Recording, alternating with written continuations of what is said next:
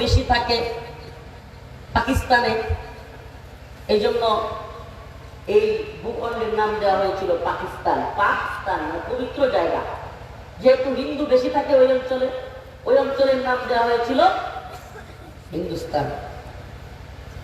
কিছুদিন যাইতে পারে নাই এই পাক গাদ্দার বাহিনী অপর তার মুসলমান ভাইয়ের উপর গুলি চালানো শুরু করেছে। এখন আবার এই গাদ্দাররা, তোরা পারলে কাশ্মীরে তো নির্যাতন হয়, ভারতীয় বাহিনীর উপর দিয়ে আক্রমণ কর, হেরাম থাকলে মুসলিমরা তাদের পক্ষে দাঁড়াবে, সারা বিশ্বের মুসলিমরা তাদেরকে সাধুবাদ জানাবে। কাশ্মীরের মুসলমানদের উপর নির্যাতন হচ্ছে, পাকিস্তানের বাহিনী কাশ্মীরিদের পক্ষ নিয়েছে। এই বন্ডের দল বোমা মারতে গেছে পাকিস্তানে, নিরীহ প্রায় 50 জন মানুষকে হত্যা করেছে পাকিস্তানের বোমা, আফগানিস্তানের বোমা। প্রিয় উম্মাহ, কথাগুলো কেন বললাম? যে একদিকে গ্রেট ইসরায়েল কি ইহুদি শাসন, ইহুদিদের শাসন এত ব্যাপক করতে হবে যে তাদের মসিহ আসবে অচিরে, আর তাদের মসিহের অধীনে পুরো পৃথিবী তারা শাসন করবে। তারা যাকে মসিহ বলে কোরআন থেকে দাজ্জাল বলে, তারা যাকে মসিহ বলে সুন্নাহ থেকে দাজ্জাল বলে। তাদের দাজ্জাল মসিহ আসবে, পুরো পৃথিবী তারা শাসন করবে। পুরো পৃথিবীর খাদ্য, পুরো পৃথিবীর পানি সব দাজ্জালের দখলে থাকবে। দখলে গেছে কি যায় নাই বুঝেন? হ্যাঁ, অলরেডি চলে গেছে। অলরেডি পৃথিবীর কোমল পানীয় ইহুদিবাদীদের দখলে। অলরেডি বিভিন্ন সারের প্রোডাক্ট, এক সময় আমাদের বাবা চাচারা আমরা দেখতাম গোবর দিয়া, বিভিন্ন কিছু দিয়া, ছাই দিয়া ক্ষেতের মধ্যে গোবর বানাইয়া সার বানাইছে, ফসল ফলাইছে। আর এখন ওই বাজারজাত সার ছাড়া ওই লাল, নীল, কালো বিভিন্ন ধরনের সার, ইউরিয়া কি আরো কত ধরনের সার, এগুলো ছাড়া এখন আমাদের বাবা চাচারা ফসলই ফলাইতে পারে। মানে সবকিছুকে একটা বন্ডিং এর মধ্যে নিয়ে যাওয়া। একসময় আমরা টিউবওয়েলের পানি খাইতাম না, টিউবওয়েল চাইপা পানি কল থেকে উঠতো। এখন সবার বাড়িতে বাড়িতে বিদ্যুৎ চালিত। এখন বিদ্যুৎ না থাকলে পানি বন্ধ, কুশল নেই, খাবার পানি নেই, সারের উৎপাদন বন্ধ হয়ে গেলে খেতে চাষাবাদ বন্ধ।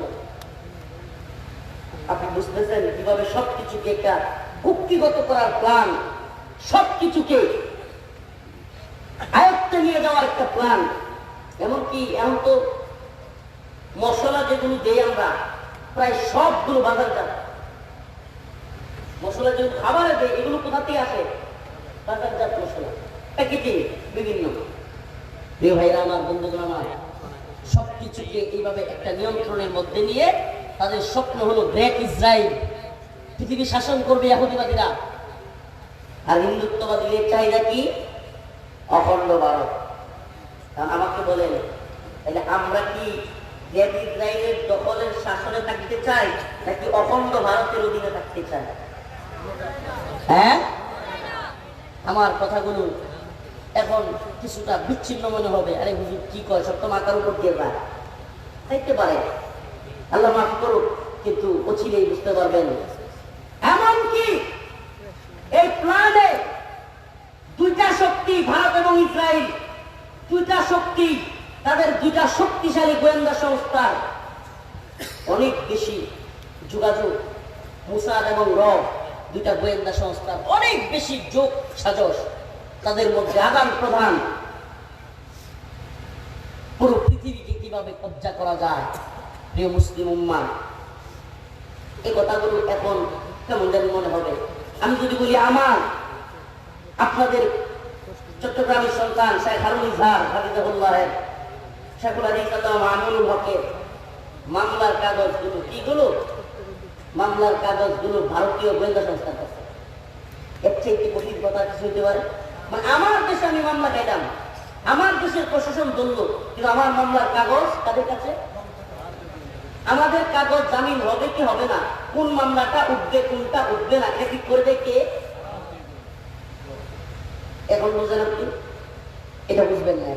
প্রিয় ভাইরা আমার, বন্ধুগণ আমার, এজন্য আমাদের খেলাটা এই তথাকথিত এইগুলোর সাথে না, এদেশের কথিত অমুক দল তমুক দলের সাথে না, এগুলোর ভ্যালু নাই। একটু ধাক্কা দিলে এগুলো পড়ে যাবে, এগুলো আমি আগে থেকে জানতাম। কিন্তু মূল শক্তিটা আড়াল থেকে তারা খেলতেছে এদেশের মুসলিমদেরকে নিয়ে, এদেশের মুসলিমদেরকে ধ্বংস করার জন্য। এই মূল শক্তিটা হলো হিন্দুত্ববাদী ভারত। এবং এদের খেলাটা এত বেশি বিস্তৃত, এদের মায়াজাল এত বেশি বিস্তৃত যে এরা এদেশকে ধ্বংস করবার জন্য একটা লম্বা প্ল্যানিং করে রাখছে। এদেশের ইসলামকে ধ্বংস করে দেওয়ার জন্য, ইসলামপন্থীদেরকে ধ্বংস করে দেওয়ার জন্য, তাওহীদবাদীদেরকে ধ্বংস করে দেওয়ার জন্য একটা লম্বা প্ল্যান করেছে। সেই প্ল্যানের অংশ শুধুমাত্র শেখ হাসিনা নয়, সেই প্ল্যানের অংশ নতুন উপদেষ্টা কমিটিতে থাকতে পারে, সেই প্ল্যানের অংশ নেক্সট পার্লামেন্টারি সদস্যদের মধ্যে থাকতে পারে, এই প্ল্যানের অংশ সেনা কর্মকর্তা থাকতে পারে, এই প্ল্যানের অংশ সচিব থাকতে পারে, আমরা থাকতে পারে, এই প্ল্যানের অংশ বিরোধী দলীয় বা সরকার দলীয় বা আগামী সরকার যে গঠন করবে ওই দলের বড় নেতাও ওই প্ল্যানে থাকতে পারে। কথাগুলো একটু জাস্ট টাচ দেওয়ার জন্য বললাম, নামগুলো বললাম না, কিন্তু আপনারা বুঝে নেবেন প্রিয় মুসলিম উম্মাহ ও আমার জাতি। যদি জাতীয় আন্তর্জাতিক চক্রান্ত আমরা না বুঝি, আল্লাহ না করো মায়ানমারের মতো ফিলিস্তিনের মতো অবস্থা আমাদের হবে। মুসলমান, আপনাদের কাছে প্রশ্ন করতে চাই, চট্টগ্রাম কি হিন্দুদের?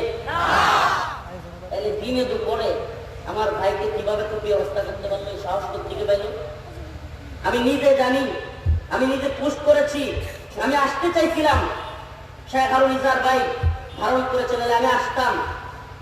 নবমুসলিম একটা মেয়ে ইসলাম কবুল করেছে, সে তার ধর্মে থাকতে চায়, ইসলামের থাকতে চায়, তাকে জোর করে আদালত চত্বর থেকে, চট্টগ্রাম আদালত চত্বর থেকে নিয়ে যাচ্ছিল হিন্দুত্ববাদীরা। আপনার জানার কথা, সচেতনতা খুব জরুরি। আপনারা সবচাইতে রেড জোনে আছেন, বন্দুকের নলার মধ্যে আছেন। আপনারাও যদি সচেতন না হন তাইলে আর সচেতন হবে কি? আপনারা যদি সচেতন না হন সচেতনতা থাকবে কি? প্রিয় ভাইরা আমার, বন্ধুগণ আমার, এই জন্য আয়াতে কারিমা যে তিলাওয়াত করলাম, এই দুনিয়া কিছু না, শাহাদাতের তামান্না নিয়ে তৈরি থাকতে হবে। পৃথিবীর ইতিহাস পাল্টে দেওয়ার জন্য লক্ষ লক্ষ মর্দে মুজাহিদ দরকার নাই। আল্লাহ রাসূল সাল্লাল্লাহু আলাইহি ওয়াসাল্লাম বলেছেন, আমার উম্মত যদি 12,000 হয়, কয় হাজার? 12,000-এর বাহিনী যদি আমার উম্মতের মধ্যে মুজাহিদ হয়, পৃথিবীর কোন সুপার পাওয়ার নাই আমার উম্মতের 12,000 মুজাহিদকে হারায় দেয়। বদরের যুদ্ধে ইতিহাস করলে দেখবেন মাত্র 312-13 জন। আফগানের ইতিহাস করলে সুবহানাল্লাহ, বদর তো অনেক আগে, এই কাছাকাছি সময়ের আফগানের ইতিহাস করলে কি দেখবেন? সুবহানাল্লাহ, আফগান জিহাদের ঘটনা করলে শেষমেশ যুদ্ধটা গিয়া মানে আক্রমণ এত বেশি হয়েছে, শেষমেশ মুজাহিদরা একটা পাহাড়ের ভিতরে ঢুকছিল, আর কোনো জায়গায় নেই। একটা পাহাড়টার নাম তুরাগুড়া। পাহাড়টার নাম কি? এই তুরাগুড়া পাহাড়ের ভিতরে শুধু মুজাহিদরা ছিল। সেখানে থাইকা মুজাহিদদের কিতাব পড়ে যা দেখলাম, কিংবা আফগানে জিহাদ করা মুজাহিদদের সাথে কথা বলে যা বুঝলাম, 2-3 দিনের রুটি আছে না, বনরুটি, 2-3 দিন বনরুটি বেশি সময় থাকলে পিউতে ওপর দিয়া বসলা এরকম জানি হয়ে যায়। ওই রুটি খায়া খায়া 2-3 দিন পর পর বসেন এই একটু ঝর্ণার বা পাহাড়ের পানি খায়া খায়া তারা জিহাদ করলেন। আর আজকে আমরা কি দেখি? আফগানদের হাতে, আফগানদের কাছে America, Britain, France, Germany, Italy, সমস্ত রাষ্ট্র, রাশিয়া সহ সবগুলো মাতানত করতে বাধ্য হল। হবে না? আজকে যাদেরকে আমরা দেখি বড় বড় ট্যাঙ্ক নিয়ে, বড় বড় অস্ত্র নিয়ে আফগানে ঘুরে, আজকে আমরা তাদেরকে বিজয় মিছিল করতে দেখি, এটা এইভাবেই হয় নাই। একটা দল, এদের আগে একটা দল নিজেদের জীবনকে মাটির সাথে মিশিয়ে গেছে। বিরাট বড় কাফেলা, তারা নিজেদের জীবনকে দ্বীনের জন্য কুরবানি দিয়েছেন। এক কাফেলা তাদেরকে সিঁড়ি বানাইছেন, সিঁড়ি যে সিঁড়ির উপর দিয়ে হাইটা এই বর্তমান কাফেলা বিজয় চিনায় নিয়ে আসছে। তার মানে এত সহজ না। আমরা তো মাত্র হাসিনার বিরুদ্ধে, মোদির বিরুদ্ধে দাঁড়াইতে গিয়া অল্প কিছু আলেম ওলামা মাত্র গ্রেফতার হয়েছে, মাত্র গ্রেফতার। বিজয় এত সহজে আসে না, এত সহজে বিজয় আসে না। আফগানের এমন অনেক অঞ্চল আছে যে অঞ্চলের এমন কোন ঘর নাই যে ঘরে বিধবা মহিলা নাই। এমন অসংখ্য অঞ্চল আছে যে অঞ্চলে এমন কোন ঘর নাই যে ঘরে বাবা হারা সন্তান নাই, সন্তান হারা মা নাই, এমন কোন ঘর নাই। এত রক্ত তারা দিয়েছেন, এত জীবন তারা দিনের জন্য কোরবানি করেছেন। ولا تقولوا لمن يقتل في سبيل الله أموات بل أحياء ولكن لا تشعرون। আল্লাহ রাব্বুল আলামিন বলেন, আল্লাহর পথে যারা জীবন দেয় তাদেরকে তোমরা মৃত বলিও না, বাল আহইয়া, বরং তারা জীবিত। ও মুসলমান ইমানদার বাসকালীন মুসলমান, গ্রেট ইসরায়েল কিংবা অখণ্ড ভারত যারা তৈরি করতে চায়, আমরা বলি মুহাম্মদ আরবীর উম্মত। আল্লাহ রাব্বুল আলামিন বলেছেন, আন্নাল আরদ ওয়ারিথুহা ইবাদিয়াস সালিহুন। ও পৃথিবীর মানুষ, এই সমস্ত পৃথিবীর মালিক কে? আর জোরে চিল্লায় বলেন কে? আল্লাহ বলেন, আন্নাল আরদ ওয়ারিথুহা ইবাদিয়াস সালিহুন। জমিনের মালিক আমি, আর ওয়ারিস সূত্রে এই জমিন আমি আমার নেক বান্দাদেরকে, সালেহ বান্দাদেরকে দিয়ে দিয়েছি। তার মানে আল্লাহর জমিন নেক বান্দাদের কাছে আল্লাহ পাক দিয়ে দিয়েছেন। আর এখন যদি কাফের মুশরিকটা থাকতে চায়, সূরত কয়টা? সূরত হলো আইয়াদি ওয়া হুম সাদিরুন, জিজিয়া দিবে, নতজানু হয়ে থাকবে। শান্তি চুক্তির মাধ্যমে জিজিয়া দিবে, নতজানু হয়ে থাকবে। ওয়াইদি বিতালা ইব্রাহিম রাব্বুহু বিকালিমাতিন ফাতাম্মাহুন ক্বালা ইন্নী জাইলুকা লিন-নাসি ইমামা ক্বালা মিন যুররিয়াতি ক্বালা লা ইয়ানালু আহদুয যালিমিন। আল্লাহ পাক হযরত ইব্রাহিম আলাইহিস সালামকে বললেন, ইব্রাহিম আমি তোমাকে নেতা বানাবো, তুমি যেহেতু পরীক্ষায় পাস করেছো, তোমাকে নেতা বানাবো। ইব্রাহিম আলাইহিস সালাম বললেন, ক্বালা মিন যুররিয়াতি, ইয়া আল্লাহ আপনি কি আমার কওম থেকে, আমার জাতি থেকেও বানাবেন? আল্লাহ বললেন, ক্বালা লা ইয়ানালু আহদুয যালিমিন, আমি জালেম সম্প্রদায় থেকে নেতা বানাই না। সুবহানাল্লাহ। তার মানে বোঝা গেল আল্লাহ পাক কাফের মুশরিক জালেম এদেরকে মুসলমানদের নেতা বানান, মুসলমানদের নেতা মুসলমান হবে। ঠিক ঠিক না? যার ইমানই নাই সে মুসলমানের নেতা কেমনে হয়? কথা বল না। যার ইমান নাই সে মুসলমানের নেতা কেমনে হয়? প্রিয় মুসলিম, প্রিয় ভাইরা আমার, বাসকালীন মুসলমান, শাহাদাতের নজরানা পেশ করবার মতো হিম্মত নিয়ে তৈরি থাকতে হবে। রাজি আছো তো মুসলমান?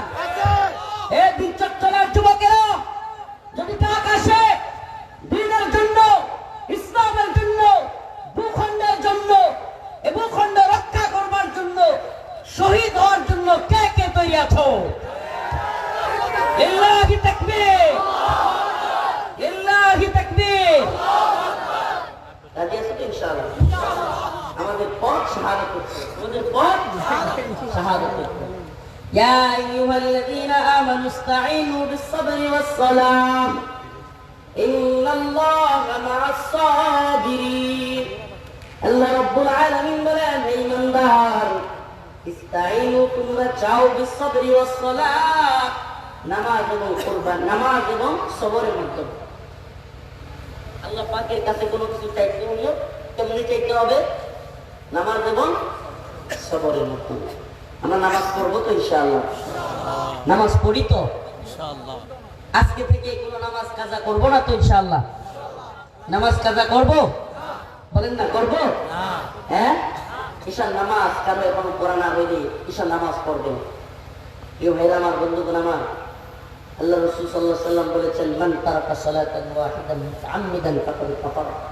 যে ব্যক্তি এক ওয়াক্ত নামাজ ইচ্ছা করে ছেড়ে দিল, সে কুফরি করলো। নাউযুবিল্লাহ বলেন, কত বড় কথা, কুফরি করলো। নামাজ ছাড়াটা কোনোভাবেই মুমিনের জন্য হতেই পারে না। কারণ নামাজ তো ঐচ্ছিক বিষয় না, ঐচ্ছিক ইবাদত না। নামাজ ফরজ, ফরজ মানে বাধ্যতামূলক, নফল মানে ঐচ্ছিক।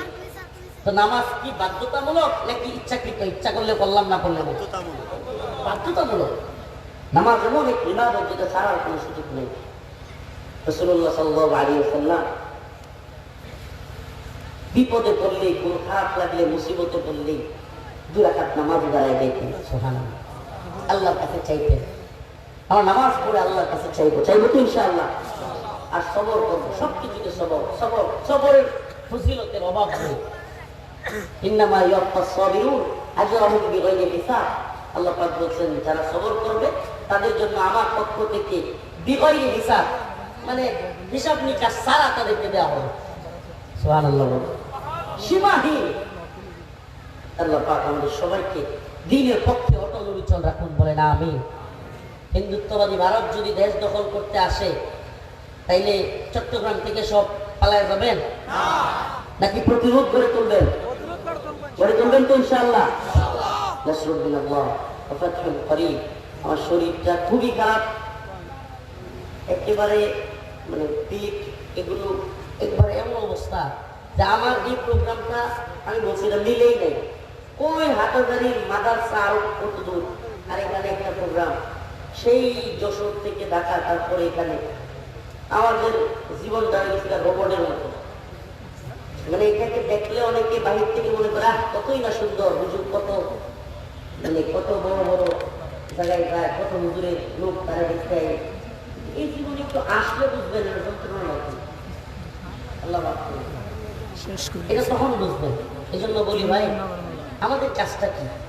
এই উম্মার দ্বারে দ্বারে গিয়া ওয়াজ করে বেড়ানো না। আমাদের কাজটা হলো এই উম্মাকে জিহাদের জন্য, শাহাদাতের জন্য উজ্জীবিত করা। আমি আমার মিশন এটাকে বানাইছি, ইম্মা শরিয়া ও ইম্মা শাহাদা। হয়তো শরীয়ত নয়তো শাহাদা। আমরা হয়তো কোরআন সুন্নাহ অনুযায়ী শাসন ব্যবস্থা চালু করব, এই তন্ত্র মন্ত্র দিয়া কোনো কিছু হবে না। তন্ত্র মন্ত্র দিয়া গতকালকে স্লোগান আমি 8 দিনের যশোরের প্রোগ্রামে দিয়েছি, তন্ত্র মন্ত্রের দিন শেষ, কোরআন সুন্নাহর বাংলাদেশ। তন্ত্র মন্ত্রে কোরআন সুন্নাহ। দেখা হয়েছে অনেক দল, দেখা হয়েছে অনেক নেতা, সব ভুয়া। এদের দিয়ে কিচ্ছু হবে না। কোরআন সুন্নাহর শাসন ছাড়া শান্তি, কামিয়াবি, মুক্তি আসবে না। আল্লাহ পাক আমাদের সবাইকে বুঝার, আমল করার তৌফিক দান করুন। খাস করে দোয়া চাই, আলোচকরা আছেন আলোচনা করবেন, বীর না করে আমার বুঝাইতে দিবেন। আসসালামু আলাইকুম।